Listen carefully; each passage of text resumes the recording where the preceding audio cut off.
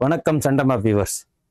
நம்ம இன்னைக்கு என்ன புதுசான ஒரு வீடியோ பார்க்க போறோம்னா கம்பேரிசன் வீடியோ தான். இந்த வாட்டி குரூப் 4 எக்ஸாம் வந்தது நம்ம எல்லாருக்குமே ஒரு அதிர்ச்சி தான் தந்தது. ஏன்னா எல்லாருமே வந்து என்ன சொல்லுவாங்க, 6th-லேருந்து 12th வரைக்கும் புக்ஸை படிங்க, இந்த சோர்ஸை படிங்க, அந்த சோர்ஸை படிங்கன்னு சொல்லுவாங்க. பட் நிலைமை எப்படி மாறிடுச்சு அப்படின்னு பார்த்தீங்கன்னா, டிஎன்பிசி அவங்க கொஷினோட பேட்டர்ன் அண்ட் தரத்தை அவங்க அணுகிற விதமே டோட்டலாக சேஞ்ச் பண்ணிட்டாங்க. ஏன்னா நம்ம புக்குன்னு மட்டும் இனிமேலுக்கு சோர்ஸ் படிக்க முடியாமல் அது அதர் சோர்சஸ் எதுலேருந்து வருது அப்படின்னு சொல்லிட்டு நம்மளாலே கணிக்க முடியாத அளவுக்கு நம்ம அனலிட்டிக்கல் ஓரியன்டாக கொண்டு வந்துட்டாங்க. அது குரூப் 4க்கே கொண்டு வந்துட்டாங்கன்னா நடக்கவிருக்கிற குரூப் 2க்கு பார்த்துக்குங்க. ஸோ அப்படிதான் படிக்கணும், ஓகேங்களா?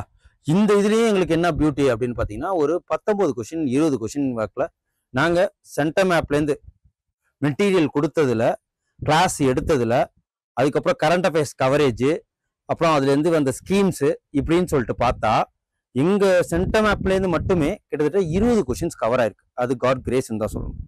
ஏன்னா கொஷின்ஸ் பேப்பர்ஸ் அவ்வளோ அதிர்ச்சியை கொடுத்தது. குரூப் 4 எழுதின எல்லா மாணவர்களுக்குமே தெரியும். வழி நடத்துகிற, அதாவது கிளாஸ் எடுக்கிற எல்லா இன்ஸ்டியூட்டுக்குமே இந்த கொஷின் பேப்பர் எந்த அளவுக்கு ஒரு டிசப்பாயின்மெண்ட்டை கொடுத்துச்சுன்னு எல்லாருக்குமே தெரியும். ஸோ நம்ம அந்த இதுலேயுமே நாங்கள் வந்து எப்படின்னா, கிளாஸ் மெட்டீரியல்ஸ் எங்கள்கிட்ட படித்த ஸ்டூடெண்ட்ஸ்க்கு கிளாஸ் மெட்டீரியல் கொடுத்துருந்தோம். அவங்களுக்கு 20 கொஷின்ஸ் மேலே கண்டிப்பாக அப்டென்ட் பண்ணியிருப்பாங்க. எதனால அப்படின்னா, அதை ஒட்டுன, அதாவது இப்போதைக்கு கொஷின் என்னன்னா ஆப்டா அதுவே இருக்கு அப்படின்லாம் சொல்ல முடியாது, ஓகேங்களா? நம்ம அந்த எலிமினேஷன் மெத்தட்னு சொல்லிட்டு கொஞ்சம் யோசிக்கிற தன்மையை கொடுக்குற அளவுக்கு நாங்கள் என்னன்னா நியர்பை ஆன்சர்ஸ் மெட்டீரியல்ஸ் வழங்கியிருக்கிறோம். ஸோ அதை தான் இன்னைக்கு நம்ம கம்பேரிஷன் வீடியோவில் பார்க்க போகிறோம்.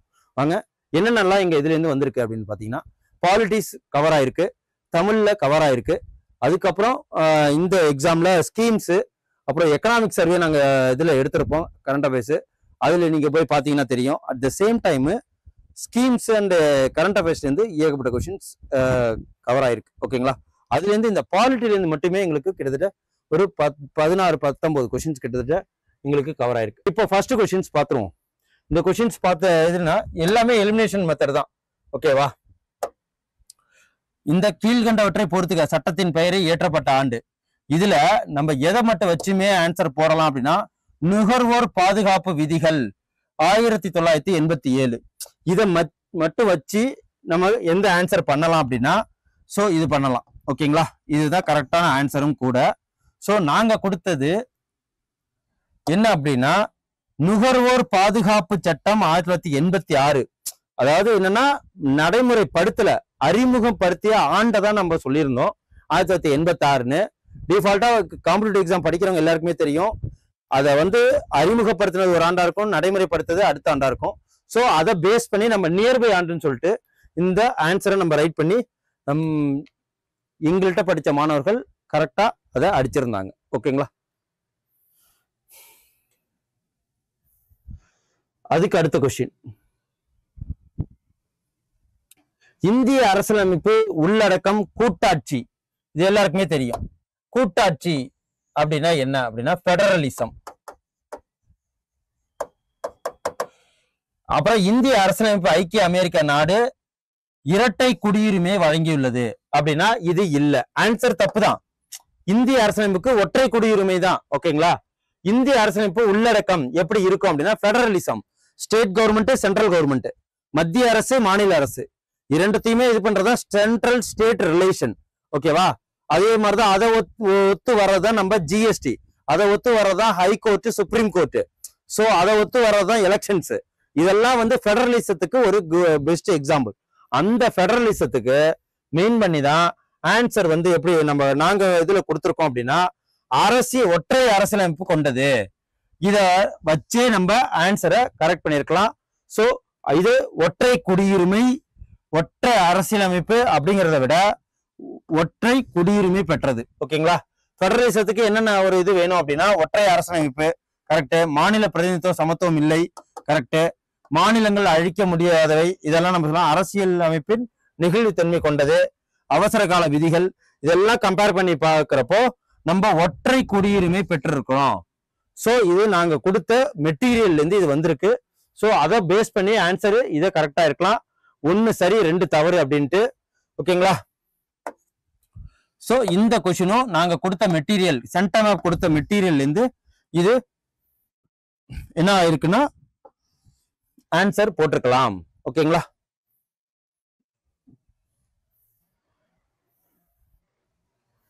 அடுத்தது, பின்வருவனவற்றில் தவறாக பொருத்தப்பட்டுள்ளவற்றை கண்டறிக. இது என்ன அப்படின்னா, தவறானவற்றை கண்டறிக அப்படின்னா இதை மட்டும் வச்சு மட்டுமே ஆன்சர் பண்ணிருக்கலாம். ஓகேங்களா? இது லோக்பால் மற்றும் லோக் ஆயுக்தா ஜனவரி 16, 2014 நடைமுறைக்கு வந்த காலம். ஏன்னா அந்த லோக்பால் லோக் ஆயுக்தாக்காக இந்த ஒரு சட்டத்தை வச்சு மட்டுமே ஒருத்தர் அரசியல் கட்சி ஆரம்பிச்சார். யாருன்னா அரவிந்த் கெஜ்ரிவால் அவர்கள், டெல்லியை சேர்ந்தவர், ஆம் ஆத்மா பார்ட்டின்னு சொல்லிட்டு. அவரு ஒரு IRS ஆபீசர். இந்த இதுல வந்து அண்ணா ஹசாரே அப்படிங்கிறவர் தான் இது லோக்பால் லோக் ஆயுக்தான்னு வரணும். ஏன்னா ஊழல் பண்ற அரசு அதிகாரிகள், அதுக்கப்புறம் வந்து அரசியல்வாதிகள், அவங்களுக்கும் தண்டனை வழங்கணும் அப்படிங்கிறத, அந்த அரசியல் சட்டம் வரணும் ஒவ்வொரு மாநிலத்துக்கும் சொல்லிட்டு உண்ணாவிரதம் இருந்தது யாரு? அண்ணா ஹசாரி. அவங்க கூட சேர்ந்து கிரண்பேடி அவர்கள், இவங்க அரவிந்த் கெஜ்ரிவால் அவர்கள் அவங்களும் உண்ணாவிரதம் இருந்து போராட்டம் நடத்தினாங்க. அதுல பிரபலம் அடைஞ்சு அந்த இதுல ஈர்க்கப்பட்டு டெல்லியில அதாவது ஆம் ஆத்மி பார்ட்டி அப்படின்னு சொல்லிட்டு ஒன்று ஆரம்பிச்சு IRS ஆபீசரா இருந்தவர் யாரு? அரவிந்த் கெஜ்ரிவால் அவர்கள். அவங்க கட்சி ஆரம்பிச்சு முதலமைச்சரா ஒரு 2 பீரியட் நடத்தி சென்றுட்டார். ஓகேங்களா? அந்த இதுலதான் இப்போ ஆம் ஆத்மி பார்ட்டி பஞ்சாப்ல ஆட்சி பண்ணிக்கிட்டே இருக்காங்க. சோ அப்படிங்கிறப்போ நாங்க கொடுத்த மெட்டீரியல் என்னன்னா, லோக்பால் மற்றும் லோக் ஆயுக்தா எப்ப 2013ல சட்டம் இயற்ற சொல்லி போராடின ஆண்டு. சோ அதுல இருந்து அது எந்த அளவுக்கு நம்ம இருந்திருந்தோம்னா அது நடந்திருக்குன்னு சொல்லிட்டு இதை ரிலேட் பண்ணி ஜனவரி 16, 2024 இது பண்ணிருக்கலாம். சோ இந்திய தேர்தல் ஆணையம் சட்டப்பிரிவு 324 இதுவும் தெரியும். ஓகேங்களா? ஆர்டிகல் கொடுத்திருக்கோம். 324 தேர்தல் ஆணையத்திடம் தேர்தல் கண்காணிப்பு, வழிநடத்துதல் மற்றும் கட்டுப்பாடு. இதை வச்சு மட்டுமே ஓகேங்களா இது ஆன்சரை நம்ம கரெக்டா தெளிவா போட்டிருக்கலாம். சோ இதுல எது கேட்டிருக்க? தவறாக தான் கேட்டிருக்கு. அப்படிங்கிறப்போ 2 மற்றும் 4. ஓகேங்களா? இதுதான் ஆன்சர். சோ இதை மட்டும் வச்சு ஆன்சர் போட்டிருக்கலாம். எங்க சென்டர் மேப்ல படிச்சிருக்கிற மாணவர்கள் இதை போட்டிருந்தாங்க.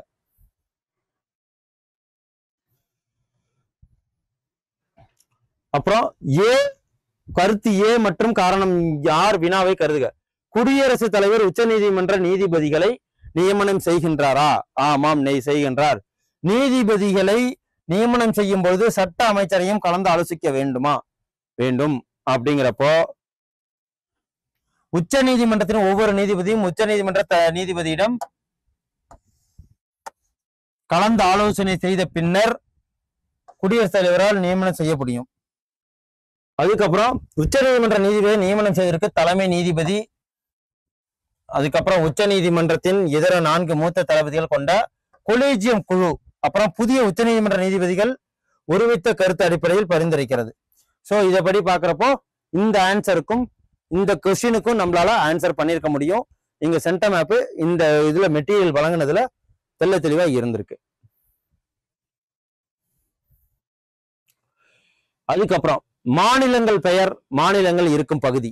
இது என்ன அப்படின்னா ஃபர்ஸ்ட் பார்த்தோன்னா புரிஞ்சிருக்க முடியாது. ஏன் அப்படின்னா பிரிட்டிஷ் காலங்கள்ல அந்த இன்டரிம் கவர்மெண்ட் ஒன்று நடந்துச்சா? இன்டரிம் கவர்மெண்ட் அந்த இதுல A state, B state, C state, D ஸ்டேட்டுன்னு இருக்கும். இதுல என்ன அப்படின்னா ஏ ஸ்டேட் இருக்கிறது எல்லாமே வந்து பிரிட்டிஷ் கவர்மெண்ட் நடத்தினது. பி ஸ்டேட்மெண்ட் எல்லாமே குறுநில மன்னர்களா, ஜமீன்தாரா இருப்பாங்க. சி ஸ்டேட் என்னன்னா வேற இதுல இருப்பாங்க. டி ஸ்டேட் சொற்பதா இருப்பாங்க. இந்த இதுல நம்ம எதை மட்டும் வச்சுமே ஆன்சர் பண்ணிருக்கலாம் அப்படின்னா, நாங்க கொடுத்ததுல மாநிலங்கள் 4 வகைப்படுத்தப்பட்டிருக்கு. ABC 1வது அட்டவணை. ஓகேங்களா? பகுதி 7 தேர்ந்தெடுக்கப்பட்ட மாநில சட்டமன்றத்துடன் ஆளுநரால் ஆளப்படுகிறது. ஓகேங்களா? தேர்ந்தெடுக்கப்பட்ட மாநில சட்டமன்றத்துடன். ஓகேங்களா? இது பிரிட்டிஷ் கையில் உள்ளது. பகுதி B முன்னாள் இளவரசர்கள் நாடுகள், ஹைதராபாத் போன்றது. பகுதி முன்னாள் தலைமை ஆணையர்களின் மாகாணங்கள், சில இளவரச மாநிலங்கள். பகுதி D அந்தமான் மற்றும் நிக்கோபார் தீவுகள். பகுதி D மட்டும் வச்சுமே இதுல ஆன்சர் பண்ணிருக்கலாம். அந்தமான் நிக்கோபார் 2ஆ? சோ ஆட்டோமேட்டிக்கா 2 வந்திருக்கு. சோ ஆன்சர் இதுதான் ரைட்டு. வேணா நீங்க நினைக்கலாம் இதெல்லாம் 2 வரலையேன்னு. நம்ம கொஸ்டின் அப்படி கேட்கல. ஆனா நம்ம கொடுத்ததுல அந்தமான் நிக்கோபார் D சேர்ந்ததுன்னு சொல்லிட்டு கொடுத்துருக்குறோம். அதை பேஸ் பண்ணிட்டு வச்சுமே ஆன்சர் ரைட் பண்ணிருக்கலாம். எலிமினேஷன் மெத்தட்ல ரைட் பண்ணிருக்கலாம். சோ இது எங்க சென்டர் மேப்ல இருந்து வந்த ஒரு கொஸ்டின். ஓகேங்களா?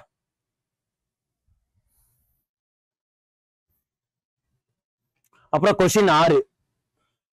இதுல என்ன அப்படின்னா 2003 எல்லா மாநில தேர்தல் வாக்குப்பதிவும் இயந்திரம் பயன்படுத்தப்பட்டதா? ஆமாம். மக்களவை தேர்தல் 2004 வாக்குப்பதிவு இயந்திரம் மட்டும் பயன்படுத்தப்படும் என்று வரலாற்று முடிவை எடுத்துள்ளது ஆணையம். ஆமாம், கரெக்ட். 2 மில்லியன் வாக்குப்பதிவு இயந்திரம் இந்த தேர்தலில் பயன்படுத்தப்பட்டதா? இல்லை. ஓகேங்களா, இல்லைங்கிறத ஆன்சரு. இது 1 மில்லியன் தான். சோ அதுக்கு உண்டான இது என்னன்னா மின்னணு வாக்குப்பதிவு இயந்திரத்தின் வரலாறு அப்படின்னு சொல்லிட்டு எலக்ட்ரானிக் ஓட்டிங் மிஷினை பத்தி அங்க எங்க சென்டர் மேப்ல மெட்டீரியல் கொடுத்திருந்து படிக்க வச்சு டெஸ்டும் எழுதி வாங்கியிருந்தோம். ஓகேங்களா, இதுல பாத்தீங்கன்னாலே தெரியும். இந்த 1971 மின்னணு வாக்குப்பதிவு இயந்திரங்கள் பற்றிய யோசனை முதலில் தேர்தல் ஆணையத்தால் சிந்திக்கப்பட்டது. எப்ப? 1977. 1981 ஹைதராபாத்தில் உள்ள ECIL நிறுவனத்திற்கு எலக்ட்ரானிக் ஓட்டிங் மிஷினை வடிவமைத்து மேம்படுத்தும் பொறுப்பு வழங்கப்பட்டிருக்கு. இந்த இயர் எல்லாம் பாத்துங்க. 1982 கேரளாவில் பொது தேர்தலில் முதல் முறையாக பயன்படுத்தப்பட்டன. இப்ப அதுக்கப்புறம் வரப்போற இந்த குரூப் 2 கொஸ்டின்ல கூட இதுல இருந்து கொஸ்டின்ஸ் வந்ததுன்னா நாங்க கொடுத்ததாக இருக்கும். ஓகேங்களா, ஆனால் 1982 கேரளால தான் பொது தேர்தலில் ஃபர்ஸ்ட் இந்த எலக்ட்ரானிக் ஓட்டிங் மிஷினை யூஸ் பண்ணியிருக்காங்க. பயன்படுத்துறாங்க. சட்ட விதிகள் இல்லாதால் உச்சநீதிமன்றம் தேர்தலை ரத்து செய்தது. அப்புறம் 1989 EVMகளை பயன்படுத்த சட்டப்பூர்வமாக அனுமதிக்கும் வகையில் மக்கள் பிரதிநிதித்துவ சட்டம் 1952 நாடாளுமன்றத்தால் திருத்தப்பட்டது. 1998 ஒரு பொது ஒப்பந்தத்திற்கு பிறகு மத்திய பிரதேசம், ராஜஸ்தான், டெல்லியில 25 சட்டமன்ற தொகுதிகளில் எலக்ட்ரானிக் அதிகாரப்பூர்வமா அறிமுகப்படுத்தப்பட்டிருக்கு. ஓகேவா, இதுல இருந்து பாருங்க. இதுல என்ன கொடுத்திருக்க அடுத்ததுன்னா 1999 45 நாடாளுமன்ற தொகுதிகளில் பயன்படுத்தப்பட்ட EVM உள்ளதுக்கு. 2000 ஹரியானா சட்டமன்ற தேர்தலில் 47 சட்டமன்ற தொகுதிகளில் பயன்படுத்த EVM இருக்கு. 2001 தமிழ்நாடு, கேரளா, புதுச்சேரி மற்றும் மேற்கு வங்கம் சட்டமன்றத்தில் மின்னணு வாக்குப்பதிவு இயந்திரங்களின் முழு பயன்பாடு இருந்துச்சு. தமிழ்நாட்டில் எப்ப ஆரம்பிச்சாங்க அப்படின்னா 2001. அப்புறம் 2001 முதல் அனைத்து மாநில சட்டமன்ற தேர்தல்களிலும் எலக்ட்ரானிக் ஓட்டிங் மிஷின் பயன்படுத்தப்பட்டிருக்கு. 2004 மக்களவை லோக்சபா எலெக்ஷன் இருக்குல்ல, பார்லிமெண்ட் எலெக்ஷன், அதுல 543 நாடாளுமன்ற தொகுதிகளிலும் 1 மில்லியனுக்கு அதிகமாக மின்னணு வாக்குப்பதிவு இயந்திரங்கள் பயன்படுத்தப்பட்டன. 1 மில்லியன் ஸ்ட்ரைட்டா ஃபேக்ட்ஸே கொடுத்தாச்சு நாங்க.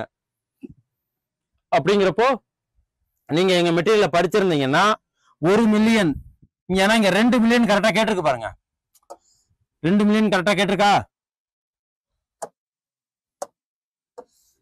சோ இதை வச்சு 1 மில்லியன் தான் அப்படின்னு சொல்லிட்டு இதை இது பண்ணிட்டு 1, 2 கரெக்ட் அப்படின்னு சொல்லிட்டு ஆன்சர் பண்ணிருக்கலாம்.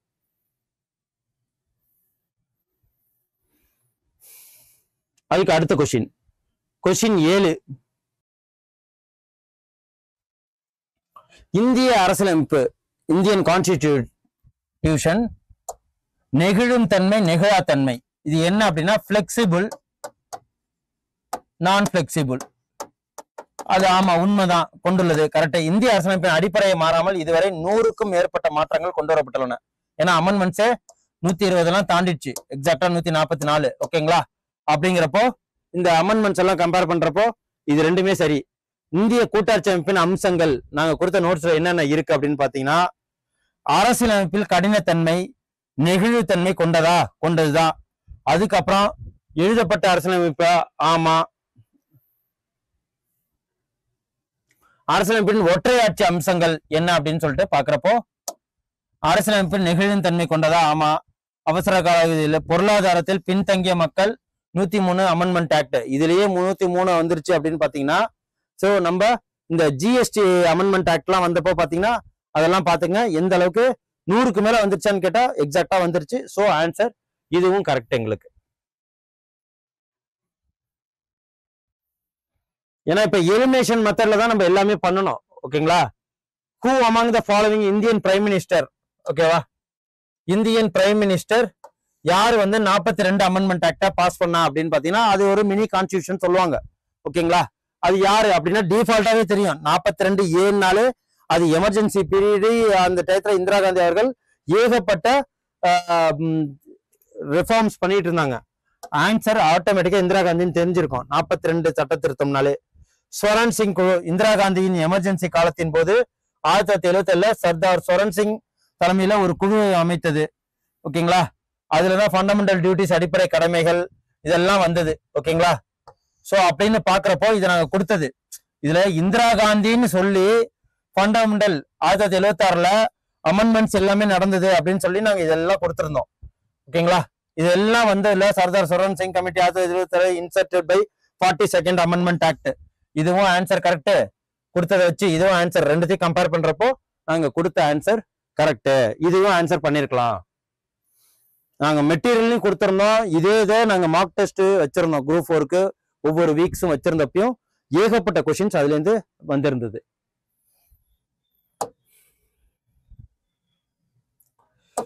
மாநிலங்களுக்கு இடையான குழுக்களை கால வரிசைப்படி இதை ஒழுங்குபடுத்தணும். இது என்ன அப்படின்னா நாங்க கொடுத்த இது காலவரைப்படி தான். ராஜமன்னார் குழு 1969 அறிக்கை சமர்ப்பிக்கப்பட்டது 1971. சர்க்காரியா குழு 1989, வெங்கடைய செல்லையா குழு 2000, புஞ்சி குழு 2007. இதை வச்சு ஆன்சர் பண்ணும்போது ராஜமன்னார் குழு இதுதானே ஃபர்ஸ்ட் வரணும், 2. இது 3த்துல ஏதோ 1. 2வது புன்சி குழு இதான் லாஸ்ட் வரணும், 1. ஸோ இதுல அடுத்தது 2. சர்க்காரியா குழு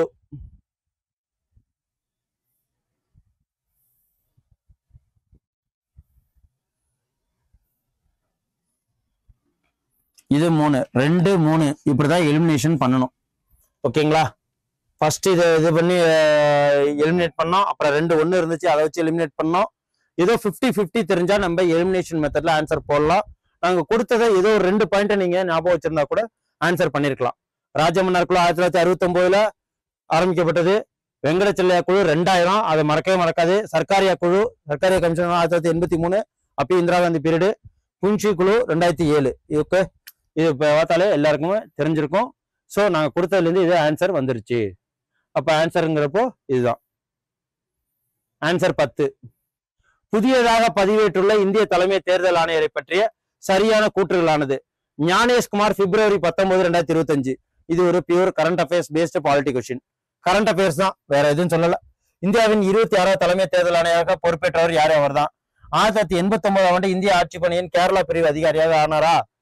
அப்புறம் கேரள அரசின் செயலாளராக பல்வேறு துறைகள்ல கையாளும் பொறுப்பை ஏற்றார். இது 1988. கரண்ட் அஃபேர்ஸ் போய் பாத்தீங்கன்னா தெரியும்.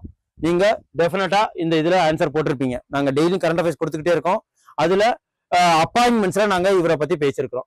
ஞானேஷ்குமார் February 19. அது மட்டும் இல்லாம RRB எக்ஸாமுக்காக ஒரு டாப் இந்த லிஸ்ட் எல்லாம் எடுக்கும்போது இதுல நான் அந்த ஞானேஷ்குமாரை பத்தி ஒரு கொஸ்டினும் எடுத்திருந்தேன். ஓகேங்களா?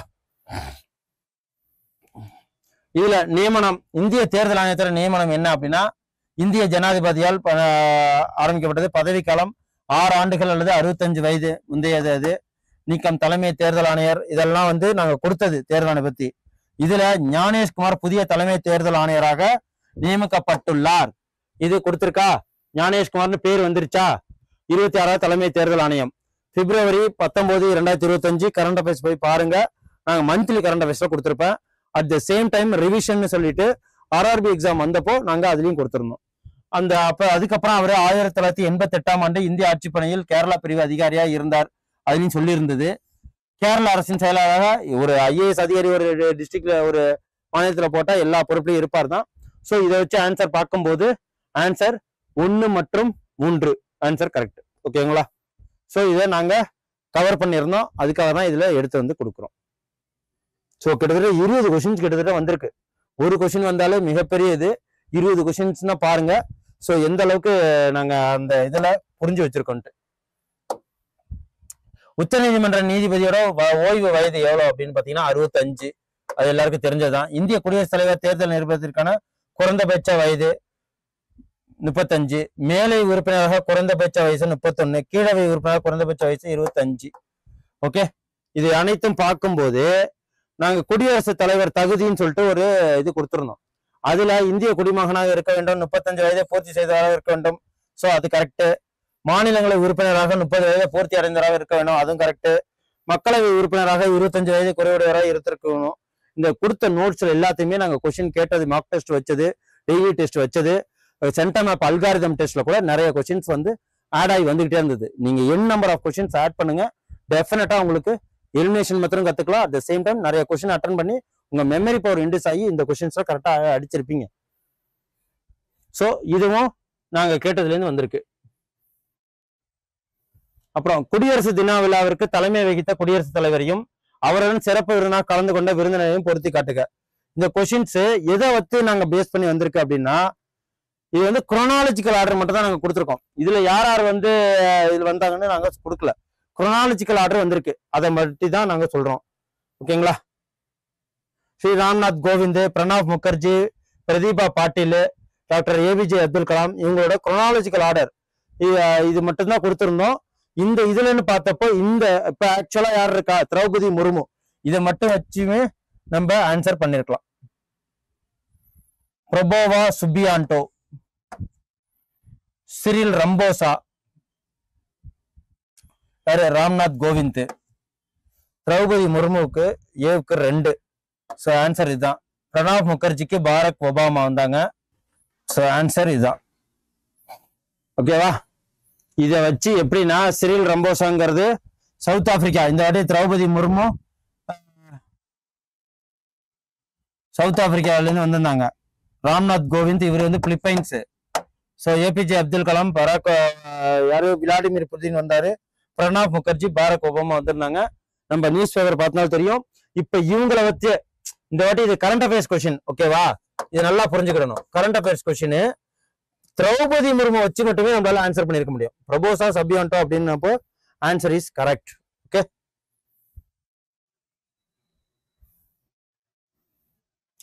அரசு வழிகாட்டும் நெறிமுறைகள் மீதான சரியான கூற்றானது எது அப்படின்னு பாத்தீங்கன்னா, இந்த அரசு வழிகாட்டும் நெறிமுறைகள் உறுப்பு டிபிஎஸ்பின்னு சொல்லுவாங்க, directive principle of state policy. 36 முதல் 51 வரை அரசமைப்பு கொடுக்கப்பட்டுள்ளது. இது எல்லாமே இதுல வந்திருக்கு. ஓகேங்களா? Part 4 is the constitution for இதுதான். ஸோ ஆன்சர் வந்திருக்கு. இன்ஸ்பயர்டு ஃப்ரம் ஐரிஷ் கான்ஸ்டிடியூஷனா, இது இன்ஸ்பயர்டு ஃப்ரம் ஐரிஷ் கான்ஸ்டிடியூஷன். இது எது வந்திருக்கு, ஸ்பானிஷ் அரசமைப்பு பெற்றனர். இது கிடையாது,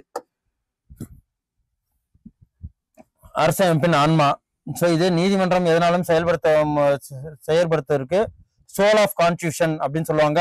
ஸோ இது உண்டு. 1 மற்றும் 3 ஆன்சர் கரெக்ட்.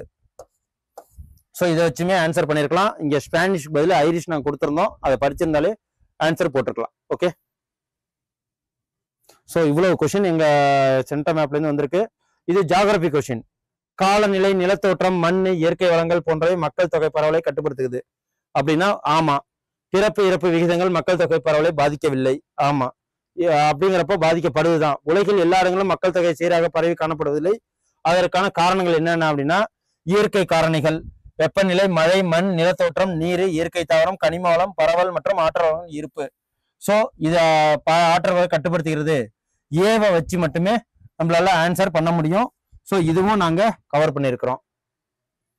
அதுக்கப்புறம் கொஸ்டின்ஸ் 15வது கொஸ்டின், இடப்பெயர்வு லடாங், இதை மட்டும் வச்சுமே ஆன்சர் பண்ணியிருக்கலாம். நாங்க எல்லாத்துக்குமே இது கொடுத்துருந்தோம். ஓகேவா? இடம்பெயரும் வேளாண்மை, ஷிஃப்டிங் கல்டிவேஷனை பத்தி கொடுத்துருந்துச்சு. மலைப்பகுதி மற்றும் வனப்பகுதியில் வாழும் பழங்குடியினர் பின்பற்றும் இத்தகைய விவசாய மகிழ்வு பழமையான ஒன்றாகும் அப்படின்னு பாக்குறப்போ, ஜூமிங் வடகிழக்கு இந்திய மாநிலம், லடாங் மலேசியா இது வந்திருக்கு. செங்கின் கைங்கின் சொல்லிட்டு பிலிப்பைன்ஸ்ல, மில்பா அப்படின்னு மத்திய அமெரிக்கா வந்து மெக்சிகோல. ஸோ இது கண்டிப்பா வந்திருக்கு. மில்பானா மெக்சிகோ. ஓகேங்களா? லடாக்னா மலேசியா. இதை 2 மட்டும் வச்சுமே ஆன்சர் பண்ணிருக்கலாம். ஏவுக்கு 1 இதான் ஆன்சர் முடிஞ்சிட்டு. இந்த பாருங்க, அதுல இதுவும் வந்திருக்கு.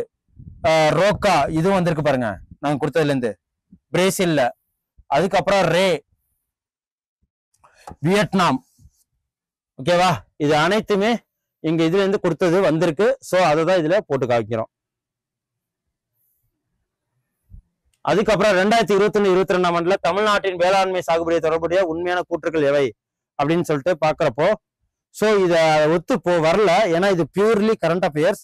இருந்தாலும் இதை வச்சு நம்ம எலிமினேஷன் மெத்தட்ல ஆன்சர் போட்டிருக்கலாம். எப்படி அப்படின்னு பார்ப்போம். இந்த பொன்னி மற்றும் கிச்சடி சம்பா தமிழகத்தில் பயிரிடும் முக்கிய நெல் வகைகள்ல 1. ஓகேவா? இப்ப தஞ்சாவூர், திருவாரூர், திருவள்ளுவர், காஞ்சிபுரம், விழுப்புரம் இதுல இருக்கு. எதுனா பேடியில. அப்படிங்கிறப்ப மயிலாடுதுறை தமிழ்நாட்டிலே அதிகமான பரப்பில் நெல் சாகுபடி செய்யப்பட்டது அப்படின்னா ஆமா. பெரம்பலூரில் தமிழ்நாட்டிலே அதிகமான மக்காச்சோளம் சாகுபடி செய்யப்பட்டதா? ஆமா. ஸோ இதெல்லாம் வச்சு கம்பேர் பண்ணி பாக்குறப்போ இது பியூர்லி கரண்ட் அஃபேர்ஸ். ஸோ இதை வச்சு நம்ம ஆன்சர் பண்ணிருக்கலாம். ஓகேங்களா? ஸோ உங்களுக்கு இந்த centum map algorithm test and mark test நாங்கள் வைக்கிறதுலேருந்து இந்த வாட்டி குரூப் 4ல கொடுத்த மெட்டீரியல் ராஜ் திலக்குங்கிற ஒரு ஃபேக்கல்டிஸ் கொடுத்த மெட்டீரியல்லேருந்து கிட்டத்தட்ட ஒரு 15 கொஷின் 16 கொஷின்ஸ் வந்து இடம்பெற்றது எங்களுக்கு கொஞ்சம் மகிழ்ச்சியான தருணமாக இருக்குது. ஸோ ஏன்னா இது ஃபுல்லாகவே வந்து இன்ஸ்டியூட்ல எல்லாருமே வந்து கொடுத்த இது எதுவுமே வரலன்னு இருக்கிறப்போ எங்களுக்கு ஒரு 15 கொஷின் வந்தது. ஒரு கொஞ்சம் மன ஆறுதலாக இருக்குது. அட் த சேம் டைம் எங்கள்கிட்ட படித்த மாணவர்களும் சரி டெஸ்ட் பேட்ச் எழுதினவங்களும் சரி ஏகப்பட்ட பேர் கால் பண்ணி சொன்னாங்க இந்த இதெல்லாம் எங்கள்கிட்ட கவர் ஆயிருக்குன்னு சொல்லிட்டு. அதை வச்சு தான் நாங்களே வந்து ரிசர்ச் பண்ணி எடுத்து போட்டிருக்கிறோம். ஸோ நீங்களும் வந்து இந்த குரூப் 2 எக்ஸாமில் எங்களோட இணைஞ்சு படித்து ப்ராக்டிஸ் பண்ணுங்க, எக்ஸாம்ஸை வின் பண்ணுங்க. நன்றி, வணக்கம். Send a map. You dare to dream, we care to accomplish.